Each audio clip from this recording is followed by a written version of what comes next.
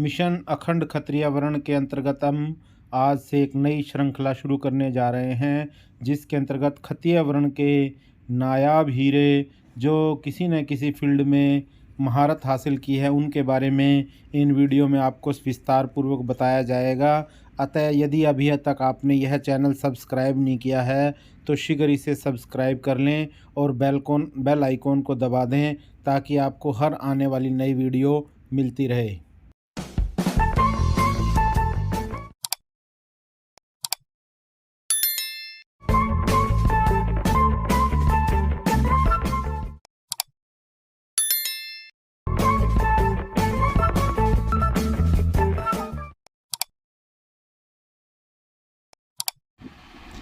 इंदिरा गांधी के जीवित रहते संजय गांधी पर किसी का नियंत्रण नहीं था। आर के तलवार एक ऐसी शख्सियत जो 1959 से 1976 तक स्टेट बैंक ऑफ इंडिया के चेयरमैन रहे और जिनकी ईमानदारी से आजीज आकर परेशान होकर तत्कालीन इंदिरा सरकार को उन्हें हटाने के लिए संसद में प्रस्ताव लाकर कानूनों में संशोधन करना पड़ा। बैंक के कामकाज में सरकार द्वारा किए जाने वाले अन्यायपूर्ण और नैतिक हस्तक्षेप के खिलाफ उन्हें उनके सैद्धांतिक स्टैंड के कारण लाए गए संशोधन को आज भी बैंकिंग सर्कलों में उनके ही नाम पर तलवार संशोधन के रूप में अच्छी तरह से जाना जाता है।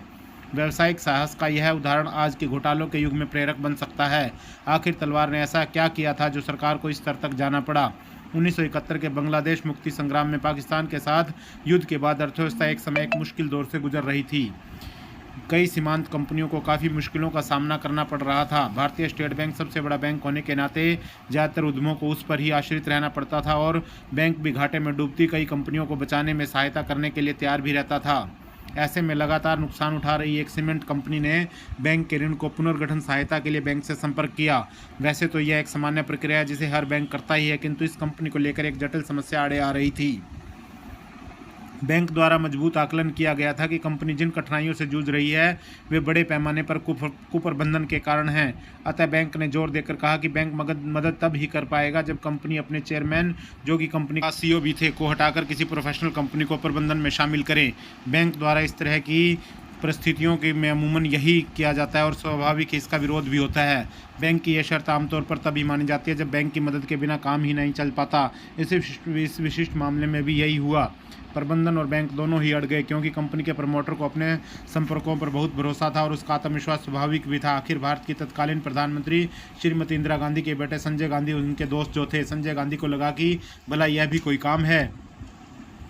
उन्होंने वित्त मंत्री को बुलाया और बैंक को आवश्यक निर्देश देने को कहा। संजय गांधी को लगा था कि उन्होंने अपना निर्णय सुना दिया है तो मामला निबट ही जाएगा, लेकिन ऐसा हुआ नहीं, क्योंकि सरकार के सामने एक अलग किस्म का व्यक्ति था, तलवार, जिसे केवल अपने कर्तव्य से ही मतलब था। वित्त मंत्री ने तलवार को फ़ोन किया और कहा कि ऋण के पुनर्गठन हेतु प्रबंधन में बदलाव की शर्त पर जोर न दिया जाए। तलवार ने विभाग से ब्यौरा मांगा और मामले को समझने के बाद वित्त मंत्री को सूचित किया कि प्रबंधन के बदलाव की शर्त हटाना बैंक के लिए संभव नहीं है।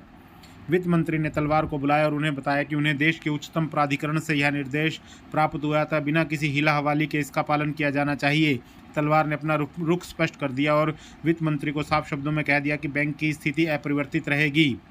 जब संजय गांधी को यह जानकारी दी गई तो वह अचंभित हो गए, क्योंकि आपातकाल घोषित हुए 1 वर्ष का समय व्यतीत हो चुका था और इस दौर में उन्हें एक भी ऐसा व्यक्ति नहीं मिला था जिसने उनके किसी भी मुद्दे पर असहमति जताई हो, उसके आदेशों का मानने से इनकार किया हो। यहाँ तक कोई खास नहीं थी। किंतु संजय गांधी का पारा उस समय 7वें आसमान पर पहुंच गया जब उन्हें बताया गया कि तलवार ने उनसे मिलने को यह कहकर इनकार कर दिया कि वे किसी संवैधानिक पद पर नहीं हैं और वे केवल वित्त मंत्री के प्रति जवाबदेह हैं। संजय गांधी ने वित्त मंत्री को हुक्म दंडना दिया, हटाओ इस तलवार को। लेकिन वित्त मंत्री के लिए यह इतना आसान भी नहीं था, क्योंकि तलवार विगत 7 सालों से बैंक के ऐसे अध्यक्ष थे जिन्होंने प्रतिष्ठा अर्जित की थी। उन्हें हटाने का अर्थ था बिगड़ी हुई अर्थव्यवस्था को और डुबाना तथा उद्योग जगत को सदमे में डालना। हालांकि आपातकाल के चलते वित्त मंत्री इसका प्रबंधन कर सकते थे और देश की तत्कालीन असाधारण परिस्थितियों में वह असामान्य भी नहीं था।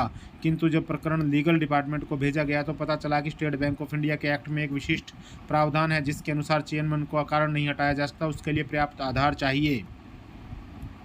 वित्त मंत्री ने एक मध्य मार्ग निकाला तथा तलवार को बुलाकर कहा कि सरकार बैंकिंग प्रणाली के कामकाज में सुधार हेतु बैंकिंग आयोग की स्थापना का विचार कर रही है, क्या वे उसका अध्यक्ष पद स्वीकार करेंगे। तलवार ने इत्तेफाक से वित्त मंत्री को जवाब दिया, जरूर, मुझे आयोग का अध्यक्ष बनकर प्रसन्नता होगी और मैं अपने स्टेट बैंक अध्यक्ष के मौजूदा दायित्व के साथ उसे भी बखूबी निभा सकता हूँ। वित्त मंत्री को भुचक्का देखकर तलवार ने शांतिपूर्वक वित्त मंत्री की आंखों में देखते हुए कहा, श्रीमान, क्या यह सही नहीं है कि आप मुझे भारतीय स्टेट बैंक के अध्यक्ष पद के रूप में नहीं देखना चाहते?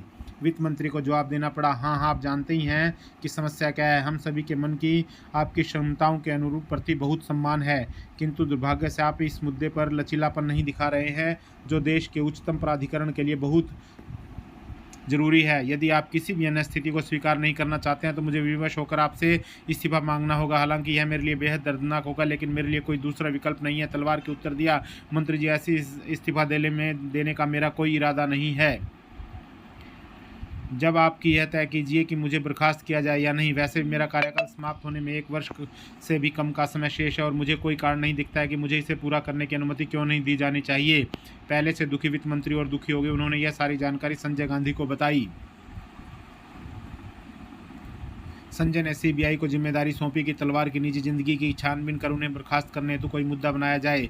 वह मुश्किल तमाम सीबीआई को 2 जानकारियां हाथ आई। पहली तो यह कि लगभग हर महीने तलवार पांडिचेरी के अरविंदो आश्रम जाते हैं। हालांकि यह कोई ढका छुपे तथ्य भी नहीं था। जब यह मुद्दा एक बार चर्चा में आया था तो उन्होंने सरकार को यह स्पष्ट कर दिया था कि वे अपनी बैटरी रिचार्ज करने के लिए वहां जानते हैं, किंतु यदि उनके दायित्व निर्वहन में इससे कोई व्यवधान अनुभव हो तो वे इसे बंद कर देंगे। स्वाभाविक इसे बर्खास्तगी का पर्याप्त कारण नहीं माना जा सकता था। दूसरा कारण थोड़ा अधिक गंभीर था और वह यह है कि तलवार ने आश्रम के लिए दान हेतु उद्योगपतियों से अपील की थी, जिनसे कई बैंक के ग्राहक भी थे, लेकिन केंद्रीय जांच एजेंसी इस मुद्दे को भी आधार नहीं बना पाई, क्योंकि एक भी उद्योगपति यह कहने को तैयार नहीं हुआ कि तलवार ने उन्हें दान देने के लिए कोई दबाव डाला है। इतना ही नहीं तो स्वयं प्रधानमंत्री इंदिरा गांधी और संयुक्त राष्ट्र के महासचिव यू वाट भी द्वारपी आश्रम की ऑरोविल परियोजना की सराहना करते हुए जनसामान्य से सहयोग की अपील की गई थी। अंततः सीबीआई ने मामले को बंद कर दिया और एक बार फिर गेंद वित्त मंत्री के पाले में आ गई। इस बार तो संजय गांधी ने अपना आपा ही खो दिया और उन्होंने वित्त मंत्री को भारतीय स्टेट बैंक अधिनियम में ही संशोधन करने का निर्देश दे दिया। स्टेट बैंक ऑफ इंडिया अधिनियम में संशोधन करने वाले कानून को रिकॉर्ड समय में ही पारित किया गया। उसे अविलंब राष्ट्रपति की सहमति भी प्राप्त होगी। अधिनियम में नए प्रावधान के साथ सशक्त वित्त मंत्री ने तलवार को एक बार फिर बुलाया और कहा कि अगर उन्होंने सेवा में इस्तीफा नहीं दिया तो उन्हें हटाने के अलावा उनके पास कोई विकल्प नहीं है। लेकिन तलवार अडिग थे। उन्होंने वित्त मंत्री से कहा कि उनका इस्तीफा देने का कोई इरादा नहीं है और वित्त मंत्री को जो उचित लगे वे करने को स्वतंत्र हैं। और 4 अगस्त 1976 की शाम तलवार को एक फैक्स मिला जिसमें वित्त मंत्री ने उनकी 13 महीने की छुट्टी प्रदान करते हुए प्रबंध निदेशक को सौंपने के लिए कहा गया था। है ना हैरत की बात, इतनी शक्तियां जुटा लेने के बाद भी सरकार तलवार को बर्खास्त करने का साहस नहीं जुटा पाई। इसे कहते हैं ईमानदारी की ताकत, और वो भी क्षत्रिय वर्ण के ईमानदार व्यक्ति की।